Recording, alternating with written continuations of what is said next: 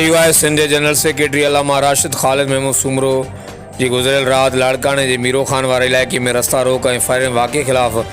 करमपुर में JUI ऐं JTI अॻुवाणनि ऐं कारकुन निसार अहमद पांवार, हाफ़िज़ फैज़ मोहम्मद बिजराणी, हाफ़िज़ मीर मोहम्मद बिजराणी, हसन रज़ा नसीराणी, निसार अहमद बिजराणी, शफ़ीक अहमद पांवार, ज़ाहिद हुसैन पांवार, अब्दुर्रज़ाक शेख, अब्दुर्रहीम पांवार ऐं ॿियनि जी अॻुवाणी मोहम्मदी चौक ते रोड बंदि करे एहतिजाजी मुज़ाहिरो करे धरणो हयो वियो। धरणे दौरान अॻुवाणनि ऐं कारकुन पारां वाक़े ख़िलाफ़ सख़्त नारेबाज़ी कई वई। इन मौक़े ते JUI ऐं JTI अॻुवाणनि ऐं कारकुननि जो मज़म्मती बयान ऐं एहतिजाज में छा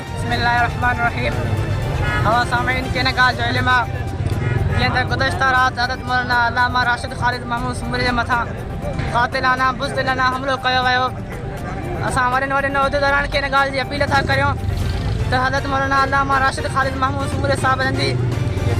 मिट गए मिटते हैं मिट जाएंगे दुश्मन तेरे, मिट गए मिटते हैं मिट जाएंगे दुश्मन तेरे, ना मिटा है ना मिटेगा कभी चर्चा तेरा, ये रास्ता जन्नत जाता है कोई आए हमारे साथ। आवाज़ रोको जी त जमीयत उलमा इस्लाम जे तरफ़ां अल्लामा राशिद साहब ते रातों के हमले ख़िलाफ़ ये एहतिजाज कयो पियो वञे। असां बुज़दिल हुक्मरान खां इन ॻाल्हि जो मुतालबो था कयूं त राशिद साहब जे उन ते हमिलो कयो आहे उनखे जल्दी कैफ़रे किरदार ते पहुचाए करे असांखे वाज़ियो पॉलिसी ॾिनी वञे। इन न थिए त घर घर संभालण हुकूमत जे ख़िलाफ़ हिकिड़ो इम्तिहान मरणो हर हिकु माण्हूअ खे,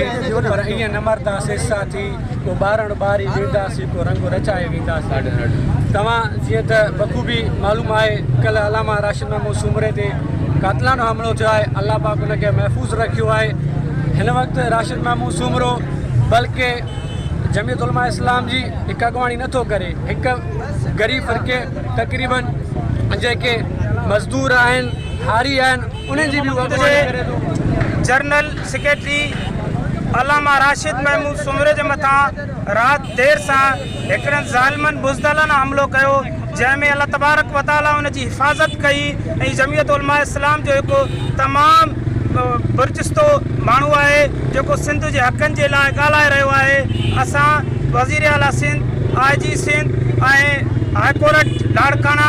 ऐं DIG लाड़काना ऐं SSP Larkana Miro Khan DSP खां SHO हथ खां मुतालबो कयूं था त उन्हनि ज़ालिमनि खे पकड़े करे जेको आहे त कानून जे कटड़े में आज़ादु कंदासीं, सीनम के सितंग रसी फौलाद कंदासीं, वरसे में छॾींदासीं न पोयनि में ग़ुलामी, इन कोड़ में कमज़ोर न औलाद कंदासीं। अञा असां खां शहीद इस्लाम अल्लामा डॉक्टर ख़ालिद महमूद सूमरे जी शहादत असां खां विसरी न हुई त अॼु राति खां शहीद अल्लामा राशिद ख़ालिद महमूद सूमरे मथां हिकु दफ़ो ॿीहर उनखे सिंध ऐं धरतीअ ते दिलेर पुट खे हटाइण जे लाइ नाकाम कोशिशि कई वई, जंहिंजे असां मज़म्मत कयूं था त अल्लामा राशिद ख़ालिद महमूद सूमरे जे मथां गिरफ़्तार जेको हमला कंदड़नि खे गिरफ़्तार कयो वञे, उन्हनि खे कैफ़रे किरदार ते पुॼा वञे, छो जो अल्लामा राशिद ख़ालिद महमूद सूमरे जे मथां हीउ हमिलो न आहे, हीउ सिंध जे हर फ़िरत ते हमिलो आहे। छो जो अल्लामा राशिद महमूद ख़ालिद महमूद सूमरो कंहिं हिकु फ़र्द जो जेको आहे त नुमाइंदो न आहे, कंहिं हिकु जमात जो नुमाइंदो न आहे, बल्कि पूरे सिंध जे अवाम जो, पूरे सिंध जे तंज़ीमनि जो, पूरे सिंध जे लाइ लड़ंदड़ हिकिड़ो केस बढ़े थो पियो। रहमान रहीम सिंध जे हक़ीक़ी वारिस, गैरतमंद, जुर्रतमंद, बहादुर पीउ जे बहादुर पुट JUI सिंध जे जनरल सेक्रेटरी अल्लामा मौलाना राशिद महमूद सूमरो साहब जे मथां क़ातिलाने हमले जी सख़्त लफ़्ज़नि में मुज़म्मत कजे